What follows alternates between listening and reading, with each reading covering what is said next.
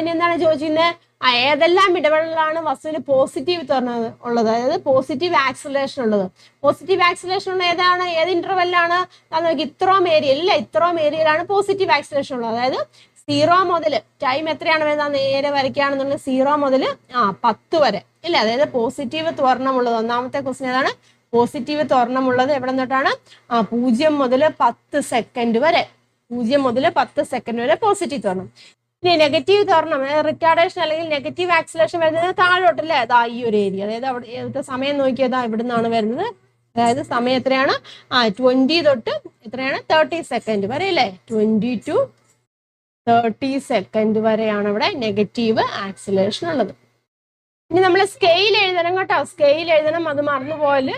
Scale പറയുമ്പം X ആക്സിസിൽ നോക്കുക 10 ഡിവിഷൻ. എക്സ് ആക്സിസിൽ 10 ഡിവിഷൻ എത്രയാണ്? നോക്കുക 5 ഇല്ലേ. 5